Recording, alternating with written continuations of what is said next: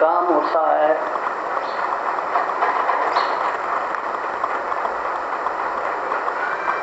क्यों ईश्वर को ऊपर इतना प्रेम करते हो?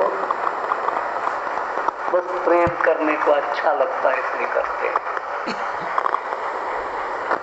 कुछ पद चाहते हो? बिल्कुल नहीं। कुछ पैसा चाहते हो? बिल्कुल नहीं। कुछ कीर्ति चाहते हो? बिल्कुल नहीं। प्रेम करने को मिलना ही बहुत दुर्लभ है, वो मैं कर रहा हूं, क्योंकि वो भी मुझ पर वैसा ही प्रेम कर रहा है, क्योंकि न मुझसे वो पद चाहता है,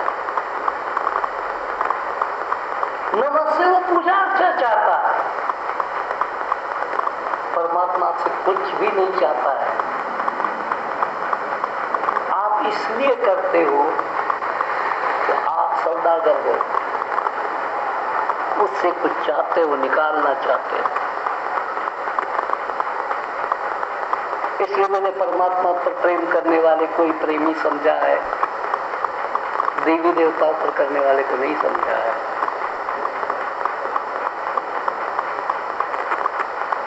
क्योंकि हर एक देवता की अपनी दुकान है, उस दुकान में अपना माल है और आप उसके स्तुति करके उससे वो माल लेना चाहते हैं।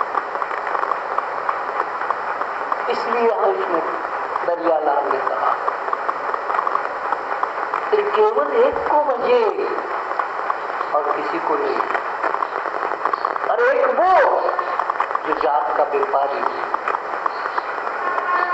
आत्मा व्यापार करना नहीं जानती, परमात्मा व्यापार करना नहीं जानता, इंद्रियां सब व्यापारियों का टोला है।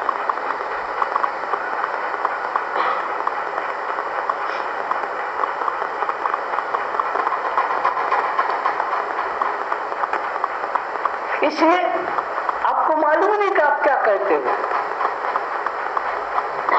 मरते समय मोर मुकुट वाला याद आए, कुंडल वाला मेरे सामने आकर के खड़ा रह जाए,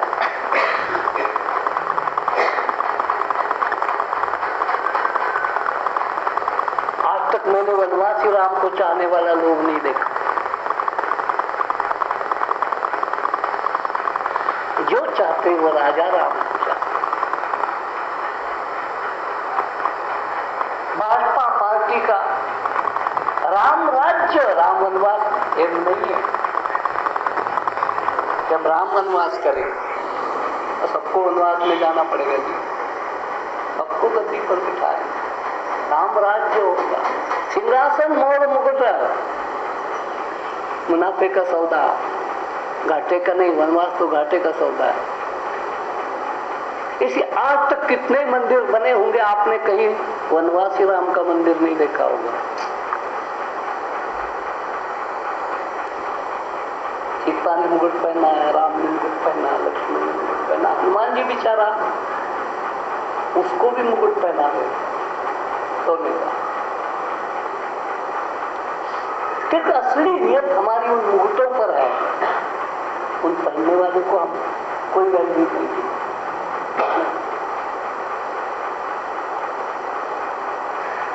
जैसे बेटे की नजर बाप के तिजोरी पर रहती है, अगर तिजोरी भरी है तो सेवा भरपूर करेगा, और तिजोरी खाली है तो पिंगला घर छोड़ आएगा।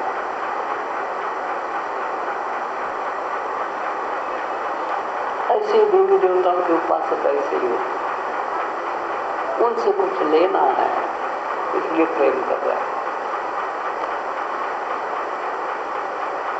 अब ये कहता है प्रेम करने के लिए प्रेम करो,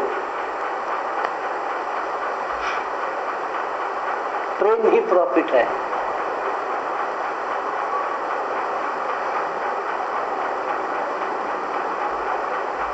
प्रेम से बड़ा प्रॉफिट ही कोई नहीं, पदार्थ से कोई प्रॉफिट नहीं है, प्रेम प्रॉफिट। आगे बाके संग कबू नहीं जावे, पति से मिलकर चिता जरे। हाँ, तो कि जो परमात्मा के तरफ जो कोई पतिव्रता चली जाती है, एक स्त्री पतिव्रता का संकल्प दे दिया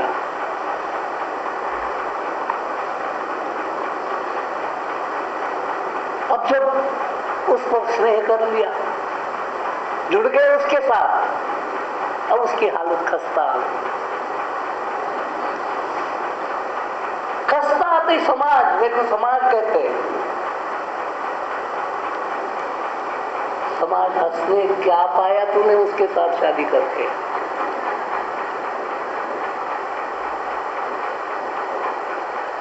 पहले तो 4 कपड़े अच्छे पहनती थी, अब वो हो गया कंगाल। सत्यवान सावित्री की कथा इस पर आधारित है। सावित्री को पूरे समाज ने कोसा है।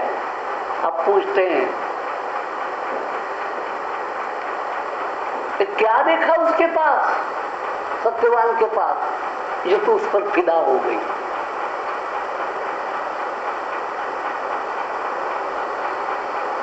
सावित्री है राजा की बेटी, और सत्यवान है गरीब अंधे बाप का बेटा। बाप भी और वो भी अंधा। और काम क्या, लकड़ियां काटना और नगर में बेचनी।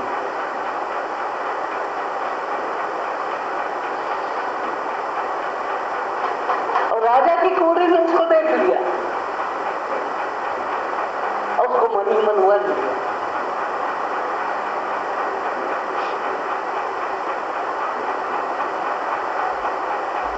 मन में बस भाव आ गए, अगर पति कंजरी तो इसको ही कर, यही मेरा पति।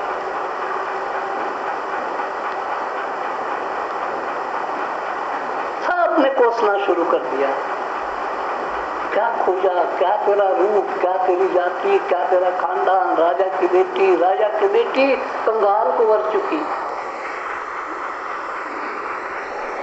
वो कहते टस के बस नहीं। फिर टेढ़ा टिप्पणा देखा, उस टेढ़े में आया हुआ कि इसकी अल्पायुषी में मृत्यु है। भाई ये हट्टी नहीं है तो छोटा टेवा मंगवा लेते हैं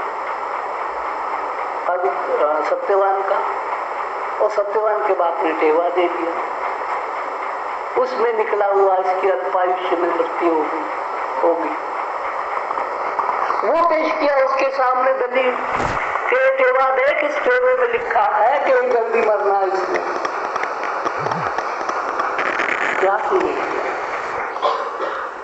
आयुष्य भी इसके पास नहीं है, सत्ता भी इसके पास नहीं, संपत्ति के पास नहीं, केवल इसके पास क्या है। तो क्यों इसको चूज किया, क्यों इसको पसंद किया? इसके पास सत्य है। बुद्धि का सत्य के साथ वरण सत्य सावित्री का विवाह है। जब बुद्धि सत्य को वर लेती है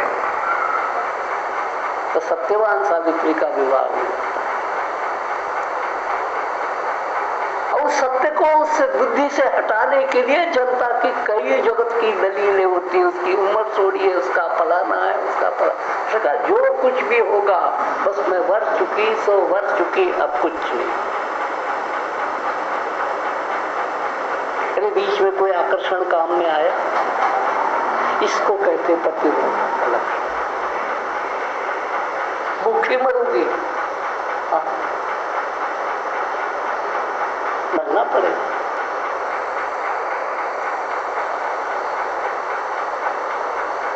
सचमुच इसकी अल्प मृत्यु होगी। लकड़ियां काटने गया, सांप काटा।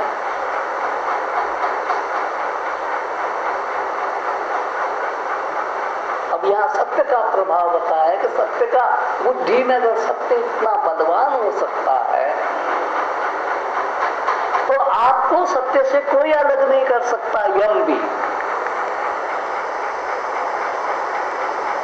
यम भी आपको सत्य से अलग नहीं कर सकता, आपकी आत्मा को। यम आपकी काया को अलग कर सकता है सत्य से, लेकिन आपकी आत्मा को नहीं कर सकता।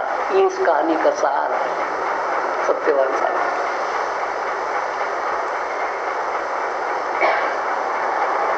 जैसे किसी पतिव्रता, किसी उसकी हालत खराब हो गई, कहते अब तो इसको छोड़ दे, तो नहीं छोड़ा। अब जो होगा दोनों का होगा, साथ ही रहेंगे। कुछ को टुकड़ा खाती हो कोई बात नहीं, खा लो। अब ये जो दृढ़ संकल्प शक्ति है, ये आत्मा में जब आ जाती है तो आत्मा का परमात्मा से संबंध जुड़ जाता है। तो फिर जगत के बाह्य फायदे, इसलिए कहते हैं व्यभिचारिणियां कहती है कि तू अगर ऐसा करती जैसे हम हैं तो तेरे को सुख ही सुख मिलता। वो कहती ये सुख मेरे को नहीं चाहिए, क्योंकि ये सुख परमानेंट नहीं। जो सुख मेरे को मिलेगा वे विचारणी बन करके, क्या वो सुख परमानेंट है? अगर नहीं है तो क्या करना है उस सुख को? इसलिए मेरे को शाश्वत सुख चाहिए। ये जब बुद्धि का और आत्मा का निर्णय हो जाता है तो जगत पर वो फिदा नहीं। आगे दरिया राम जैसो साधु जगत भेष उपहास करे, बाको दोष न अंतर आने, चढ़ नाम जहाज भव सिंधु करे। कहे तो दरिया साहब कहता है कि जगत कितना भी उसको पागल कहे, मूर्ख कहे, उपहास करे, बेवकूफ कहे, कमाना नहीं जानता, फलाना नहीं जानता, अकल कोई नहीं है, तो सब बर्दाश्त करे। उसको मालूम है जगत की अकल किस तरफ जा रही है और मेरी अकल किस तरफ जा रही है।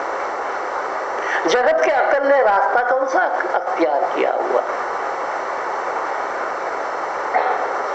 जगत ने अपनी बुद्धि का संगम किसके साथ किया? छल कपट के साथ, चालाकी के साथ, असत्य के साथ, झूठ के साथ। अब मैंने अपना संगम किया है सत्य के साथ। जगत कुछ भी कहे वो रास्ता नहीं छोड़ा। तो दरिया साहब समझाते हैं कि बहुत कठिन रास्ता है, लेकिन कठिन रास्ता आसान होता है। कठिन इसलिए रहता है कि जब उस रास्ते पर चलने का आप अपना प्रयत्न करते हो और ईश्वर सहायता नहीं करता, तब कठिन। और ईश्वर की सहायता क्या आपको पड़ी नहीं? अब बताइए देवी देवते बड़े हैं कि परमात्मा बड़ा है? क्योंकि जितने भी देवी देवते हैं वो कर्मचारी हैं, हुक्म में चलने वाले। उनको ऐसा करो कहा था ऐसा कर दिया, ऐसा करो कहा था ऐसा कर दिया।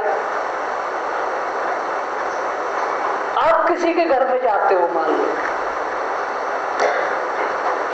डीसी को, अगर मान लो सबसे बड़ा आदमी है प्रधानमंत्री या राष्ट्रपति, राष्ट्रपति की जब आपसे राष्ट्रपति आपको अनुकूल नहीं हुआ तो उससे दोस्ती नहीं होगी, हुई होगी, तब तक कि आप बीच के लोगों को पूछते रहोगे ना, एमएलए, एमपी, फलाने फलाने, इनको कब तक पूछते रहोगे आप? कि जो सर्वोच्च पावर है, सर्वोच्च सत्ता है, उसके साथ आपका परिचय नहीं हुआ। सर्वोच्च सत्ता ने आपको अपना नहीं समझा और आपने सर्वोच्च सत्ता के साथ दोस्ती नहीं की, तब तक बिछोड़ने की जरूरत रहती है। अब जिसने बिचौले सब हटा दिए और सर्वोच्च सत्ता के साथ जिसका संबंध जुड़ गया,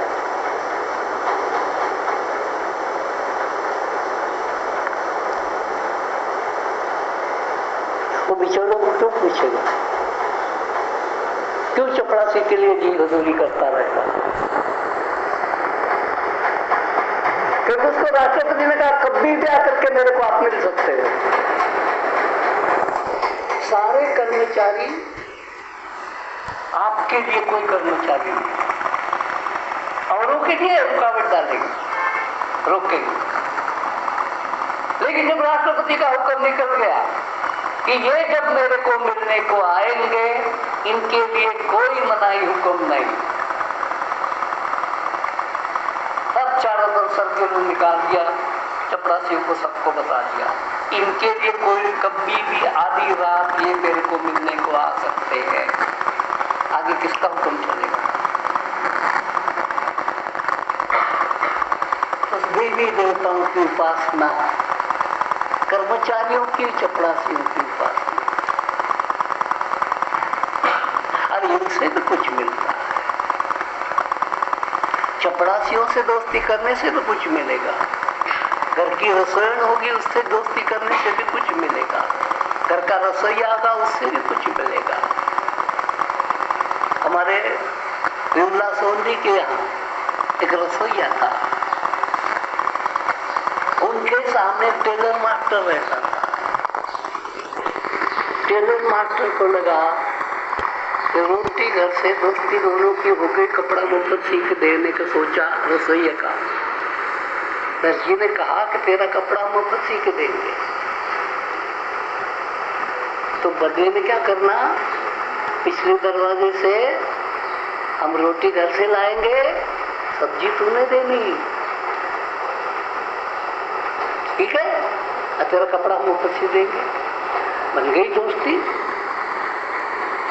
इसने पिछले दरवाजे से कटोरी में उसकी सब्जी ले जानी, दर्जी साहब को दे देनी, दर्जी ने घर से फुल्का लाना, रोटी इधर की, फुल्का उधर का, दर्जी साहब ने खा लेना, इसने अपना कुर्ता मुफ्त सिलवा लिया।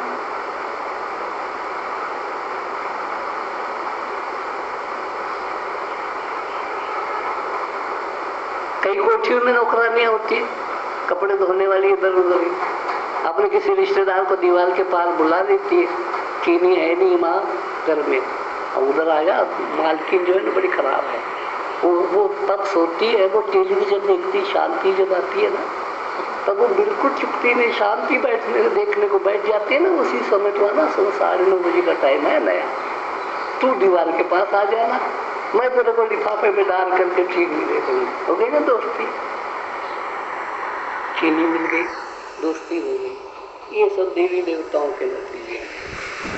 कोई देवता चीनी देगा, कोई देवता सब्जी देगा, कोई देवता साड़ी देगा, कोई देवता कोठी देगा, कोई देवता कार देगा, कोई कुछ देगा, लेकिन आप जिसके लिए मनुष्य जन्म लिया है वो नहीं देगा, क्योंकि उनके पास वो है ही नहीं।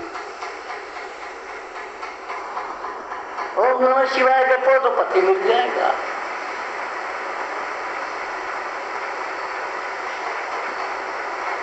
ओम नमः शिवाय के साथ साथ महामृत्युंजय जब जोड़ दो तो चंद्रमा मिल जाएगा। चपड़ासियों से शादियां हो जाएगी, ड्राइवरों से शादियां हो जाएगी, कंडक्टरों से शादियां हो जाएगी, परमात्मा से नहीं होगी। इसलिए जब हमारा जैसा आदमी देखता है कि सब चपड़ासियों से शादी इनकी हो रही है, जो असली दुनिया का मालिक है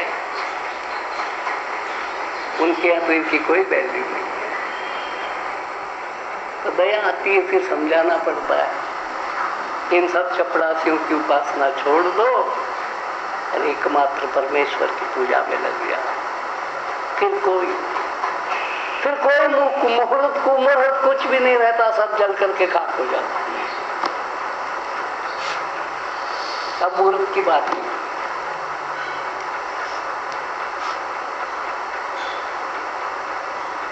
क्या बताए। कोई भी आदमी जब जन्मता है तो कभी किसी ज्योतिषी को पूछ करके नहीं जन्मता, बल्कि किसी ज्योतिषी को पूछ करके स्त्री पुरुष का संगम भी नहीं होता।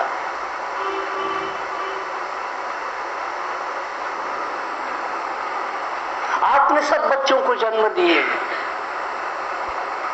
उस जन्म देते समय उस रात को किस ज्योतिषी को मुहूर्त पूछा था आपने?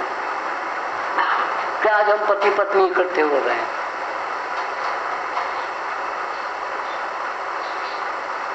स्त्री गर्भवती हो जाती,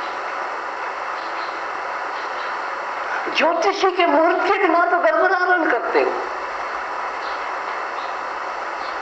और आप आपको पूछ करके कोई बच्चा टाइम पूछ करके नहीं आता कि ज्योतिषी क्या कह रहे हैं, हम बाहर आए कि नहीं आए, बर्थडे।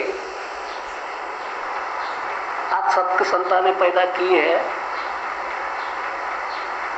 आपके किसी संतान ने मुहूर्त पूछ करके आया बाहर कि माँ ये बात बता, क्या हूं? ना ठहर काका, ज्योतिषी कहता है शनिवार है, नहीं आना। हुआ है कभी? सबसे बड़ी घटना तो मृत्यु है और सबसे बड़ी घटना जन्म है। जन्म और मृत्यु जैसी घटना ज्योतिषी को पूछ करके आप नहीं करते, फुटकर बातों में ज्योतिषी कहां से लाते हो? फिर वही चपड़ासी पूछने लग जाते हैं।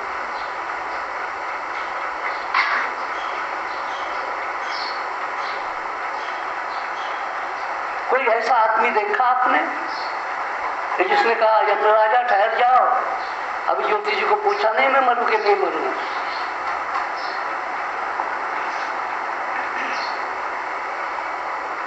आपके घर में कई मरे हैं, सासे ससुरे से मरे हैं, ज्योतिषी ने कहा कि अब मर सकती हो सास तू, फिर मरी कि मौत आई और मर गई।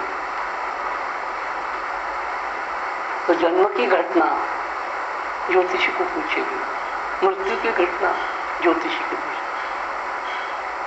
प्रेम की घटना भी ज्योतिषी को पूछे बिना होती है। अब मेरे जैसा आदमी साफ शब्दों में पूनम को पूछेगा, जब तूने उस लड़के को पसंद किया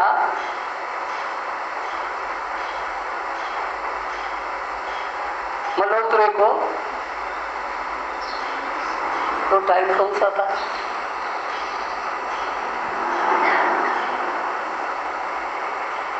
वार कौन सा था?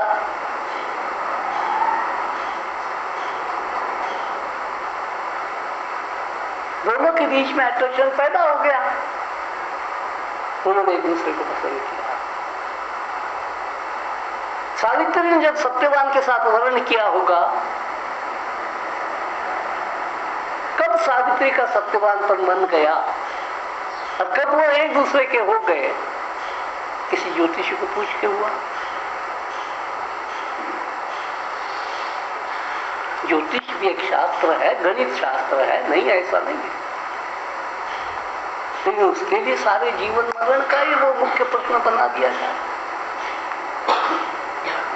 इसका मतलब है उन आदमियों को परमात्मा पर विश्वास नहीं।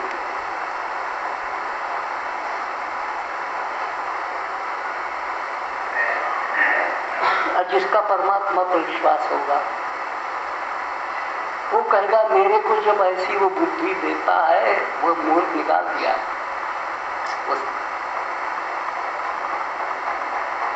जब ऐसी बुद्धि दी वो तो ईश्वर ने दी, बस मेरा मूर्ख निकल गया। शाम को 3:30 बजे आपके मन में विचार आ जाएगा कि मेरे पास बेकार की साड़ियां पड़ी है 8-10, मैं 2 साड़ियां दे देती हूँ, बस मुहूर्त निकल आया। अंतर प्रेरणा मुहूर्त है, बाहर की प्रेरणा मुहूर्त नहीं होता, वो तो सौदा है। मुहूर्त हमेशा अंतर प्रेरणा से होता। अब भी मन में आ गया कि उस आदमी को कुछ देना चाहिए, बस ईश्वर ने आपका मुहूर्त निकाल दिया। अरे ईश्वर से बड़ा ज्योतिषी मेरी नजर में तो और कोई नहीं।